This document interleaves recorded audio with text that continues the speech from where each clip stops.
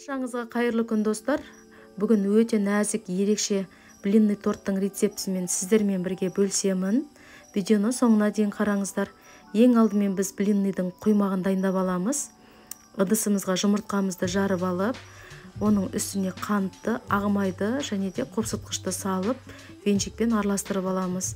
Венчик болмаған жағдайда миксермен араластырасыздар. Араластырып болғаннан кейін мен жылы сүтті жартысын ғана құямын. Өйткені мен електен өткізген ұнның барлығын осы сүттен кейін салып аламын. Араластырып әдемі қою масса пайда болады. Содан кейін ғана қалған сүтті мен құйып аламын. Құйған кезде ешқандай да іртік болмайды. Енді мен осы құйманың үстіне розовый түсті тағамдық гель бояғышын салып аламын. 1-2 тамшысын салып, венчикпен араластырып аламыз. Араластырған кезде әдемі розовый түсті масса пайда болды. Мінекей осылай. Енді мен қызып тұрған табаға осы блинді пісіріп аламын. Екі жағын ауыстырып, әдемілеп пісіріп аламыз.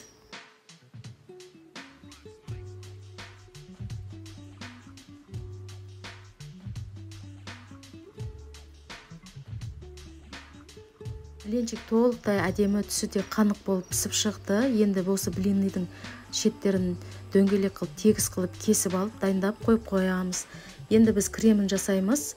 Бізге 33-35% клейгей қажет, сахарный пудра, сүзбелі ірімшік қажет болады. Бәрін миксерде араластырып, содан кейін соңында мен тағамдық гель бояғышын 1-2 тамшысын салып, қып-қызыл крем, әдемі крем дайындап аламыз.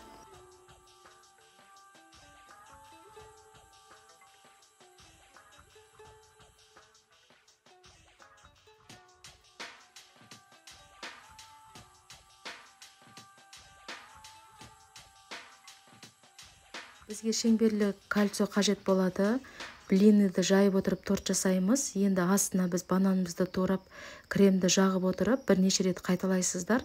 Содан кейін соңында блинныйды жауып, келесі бетіне аударып, кремді жағып отырып, мен басқада жемшектекпен әрлеп шықтым. Енді осы тортымызды 2 сағат тоңазытқышта ұстаймыз. Осы рецептін алып жасап дайындап көріңіздер, мен кеңес беремін. Сіздерге толықтай ұнайтынына мен сенемін. Сіздермен болған Сабира ас болсын.